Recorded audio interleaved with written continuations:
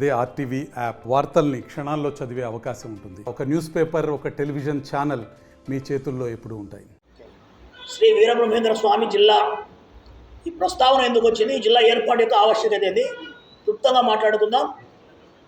భారతదేశంలో రాష్ట్రాల భాషాప్రయుక్త రాష్ట్రాల విభజన కావచ్చు, మరి జిల్లాలు తెలంగాణ ఏపీ విభజన కావచ్చు, మరి 13 జిల్లాలు 26 జిల్లాలుగా కావచ్చు.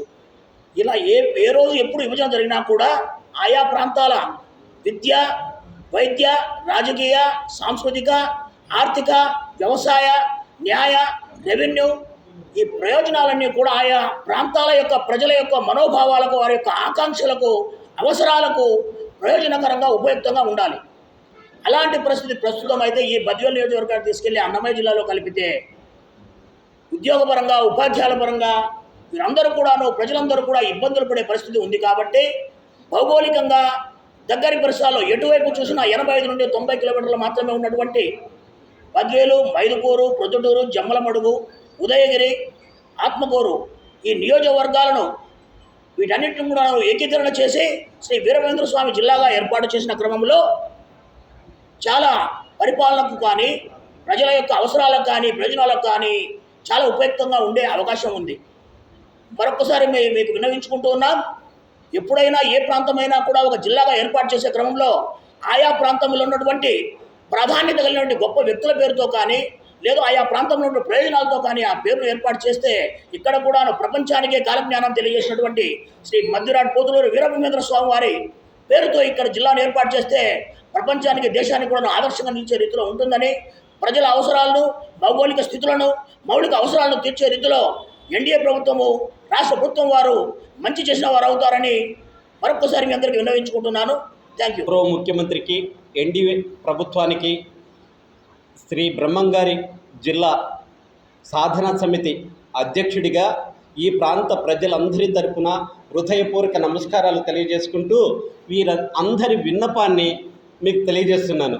ముఖ్యంగా బద్వేలి ప్రాంతము, మైదుకూరు, ప్రొద్దుటూరు, జమ్మలబడుగు ఇవంతా ఒక బెల్ట్లో ఉన్నాయి.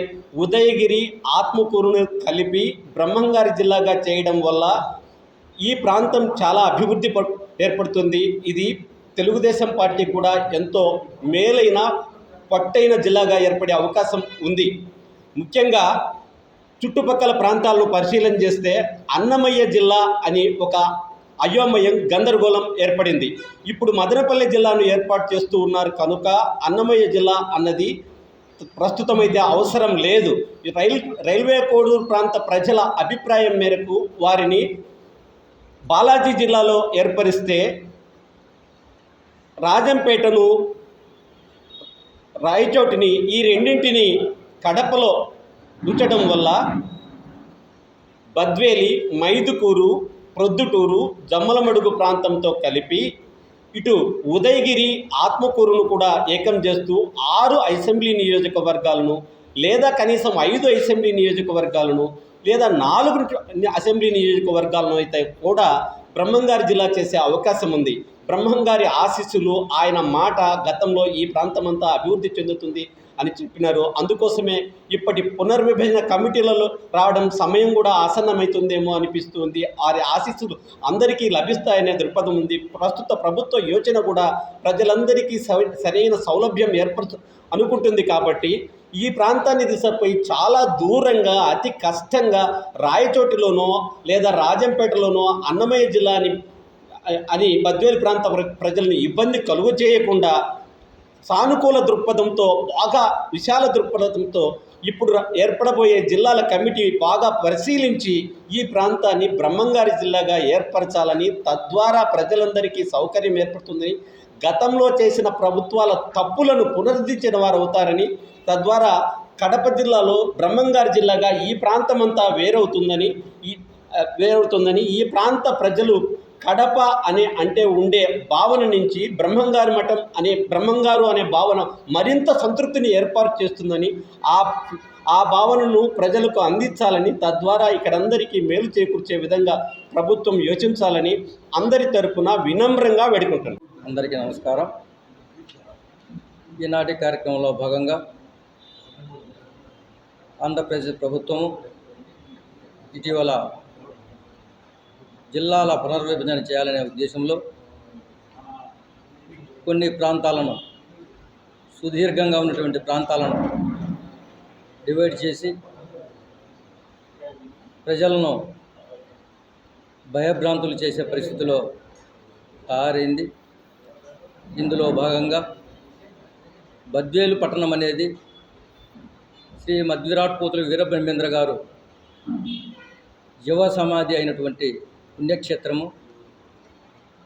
మరి ఇటువంటి పుణ్యక్షేత్రాన్ని రాష్ట్ర ప్రభుత్వము, గౌరవనీయులు పెద్దలు నారా చంద్రబాబు నాయుడు గారు కూడా ఈ బ్రహ్మంగారి మఠాన్ని ప్రత్యేకముగా ఒక పర్యాటక కేంద్రాన్ని చేయాలనే ఉద్దేశంతో ప్రతినిధుని ఉన్నారు. ఇటీవల 6 లైనర్ రోడ్డు కూడా బ్రహ్మంగారి మఠంలో నుంచి విజయవాడకు పోతూ ఉంది. 4 లైనర్ రోడ్డు కూడా అదే మార్గంలో ఏర్పాటు చేస్తూ ఉన్నారు.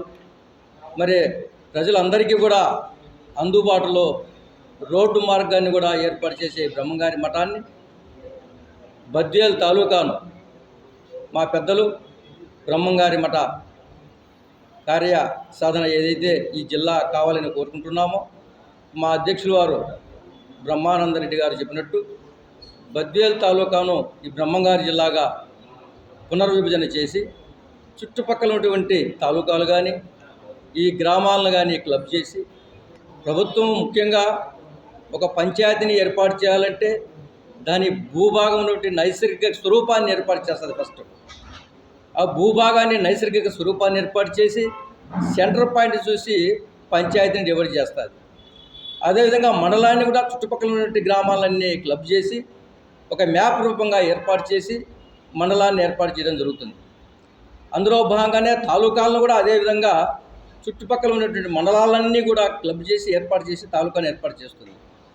మరి జిల్లాను ఏర్పాటు చేసే ఈ యొక్క భాగంలో కలసపాడు ఎక్కడ, రాజంపేట ఎక్కడ? కలసపాడు ఒంగోలు జిల్లాలో, ప్రకాశం జిల్లా పాటల్లో కలసపాడు ప్రజలు ఉన్నారు. వారు రాజంపేటకు పోవాలంటే వారికి ఎంత డిస్టెన్సు, ఎంత దూరము, ఎంత ప్రయాస అనేది పొద్దున ప్రభుత్వం గుర్తించాలి. ఈ బద్వేలు అనేది బ్రహ్మంగారి మఠాన్ని ప్రత్యేకంగా దీన్ని అభివృద్ధి చేసి ఒక జిల్లాగా ఏర్పాటు చేసినట్టయితే పెద్దలు బార్ అసోసియేషన్ అధ్యక్షులు అడ్వకేటు బ్రహ్మానంద సార్ చెప్పినట్టు ఈ ప్రాంతం అభివృద్ధి అయినట్టు ఉంటుంది. చుట్టుపక్కల ఇటు మైదుకూరు, ప్రొద్దుటూరు, ఇటు ఉదయగిరి, ఆత్మకూరు ఈ యొక్క కాన్స్టిట్యున్సీని కలిపి ఏకము చేసి శ్రీ మధ్విరాట్పోతులూరి వీరబ్రహ్మేంద్ర స్వామి వారి జిల్లాగా ప్రకటించినట్టయితే ప్రజలందరికీ కూడా ఆమోదయోగ్యంగా ఉంటుందని కూడా తెలియజేసుకుంటూ, మరి ఈ అవకాశం ఇచ్చిన పెద్దలందరికీ నమస్కారాలు తెలియజేసుకుంటూ, మరిన్ని వీడియోస్ కోసం ఛానల్ ని సబ్స్క్రైబ్ చేయండి. లేటెస్ట్ అప్డేట్స్ కోసం వాట్సాప్ ఛానల్ ని ఫాలో చేయండి. అండ్ లింక్ డిస్క్రిప్షన్ లో ఉంది.